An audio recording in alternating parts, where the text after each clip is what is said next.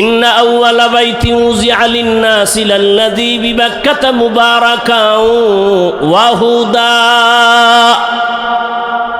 মুবারাকাও ওয়া হুদাল লিল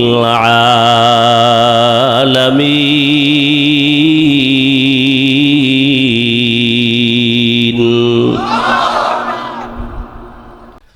জমিন আল্লাহ বানানোর পরে প্রথম একটা ঘর বানালেন বাইতুল্লাহ, হেদায়েতের ঘর,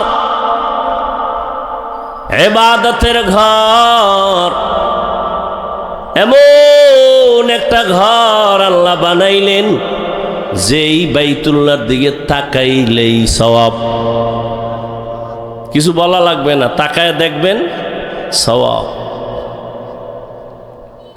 ভাইরা আমার, হাসরের ময়দানে ওই যে বাইতুল্লাহ এমন একটা ঘর, সারা দুনিয়ার যত লাইনের মুসলমান আছে ওখানে উমরায় হজে যায়নি। জবাব দেন না কেন? রাগ করতেছেন?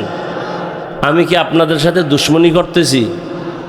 আমি তো দিল ভাঙ্গা মোহাব্বত নিয়ে আসছি। যদি কেউ বলে নিচে নাইমা পাও ধর, আমি নিচে এসে পাও ধরবো। তারপরও যদি কেউ বলে দাড়ি রাখবো পাও ধরলে বলো, আমি নিচে এসে পাও ধরবো। সেই ভালোবাসা নিয়ে কথা বলতেছি। ওই বাইতুল্লাহর হজে সারা দুনিয়ার মুসলমান সেখানে আছে। এক এক লাইনের মুসলমানের এক এক কোয়ালিটি। গিয়া দেখলাম কত আল্লাহর বান্দা, আমরা তো বাইতুল্লাহর দিকে পাও দেই না, আর কিছু মানুষ বাইতুল্লাহর দিকে পাও দিয়ে এরপরে কোরআন শরীফটা মাটির মধ্যে ফালাইয়া হাতের সাথে ট্যাক লাগায়া তারপরে কোরআন ভরে মাটিতে ফালাইয়া। এমন শরীরে আগুন লাগছে কিছু বলতেও পারি না। আবার একদল নাক টাইনা ঘুমাইছে, ইকামত হয়ে গেছে, ওযু টজু নাই, নামাজ আল্লাহু আকবার। যা দেখছি তা বলি। আবার নামাজে দাঁড়ানোর পরে মোবাইলে রিং বাজতেছে, নামাজের ভিতরে মোবাইল বের করে হ্যালো কথা টথা কয়ে সলা সলা, নামাজের ভিতরে আছি, পকেটে ঢুকায় সে নামাজ আবার ঠিক আছে। আবার এক দলের দেখলাম সেজদায় যাওয়ার আগে একটা পকেট থেকে একটা টুকরা বার করিয়া কপালের নিচে দেয়।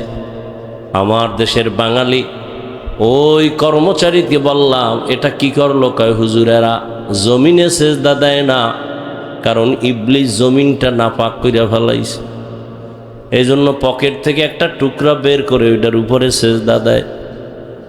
কেউ বুকে হাত বাঁধে, কেউ নাভির নিচে হাত বেঁধে দাঁড়ানো, কেউ আবার দোনো হাত সাইরে দিছে। আমি যেটা বুঝাতে চাই ভালো করে বুঝেন, হিংসা ছাড়েন। এই যে এত লাইনের মানুষ মক্কা মদিনায় হজ কইরা আবার জাগা মতো বাড়ি যায়, বলেন কোনোদিন কি এই দলাদলি আর মারপিট কইরা দুই একজন মারা গেছে? কোনো ঝগড়া হয়েছে? আমাকে সোনার বাংলায় এত গজব কেন? আমিন লইয়া ঝগড়া, তারাবি 20 রাকাত না 8 রাকাতেই লইয়া ঝগড়া।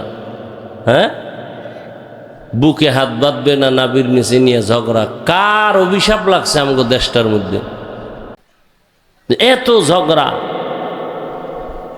রমাজানে 8 রাকাত তলারা মনে হয় যেন একটা তুফান শুরু হয়ে গেছে মসজিদে, যায় ভাঙ্গে চুরা সব লইয়া। এবার 20 রাকাত তলাগো মন্ডা পর্যন্ত ভাঙ্গে দিয়া যায়, আছে না নাই? আচ্ছা আমাকে একটা মাসালা বলেন, এখানে তো বিজ্ঞ ওলামায়ে কেরাম আছেন, রমাজানে 1 রাকাত নফলের দাম অন্য মাসের তুলনায় কম না বেশি? 1 রাকাত নফল ফরজের আর একটা ফরজ, এটা জানেন? তাহলে রমাজানে যদি কেউ মনে করে যে আমি 8 রাকাত তারাবি পড়ব, যদি কেউ মনে করে, তর্ক নাই, তাহলে তার উচিত কি যে বাকি 12 রাকাত আমি নফল হিসাবে পড়ি, কারণ আমার রমাজানের 1 নফল ফরজের সমান। যদি আল্লাহর মোহাব্বত থাকে তাহলে উচিত না? তর্ক কেন? ঝগড়া কেন?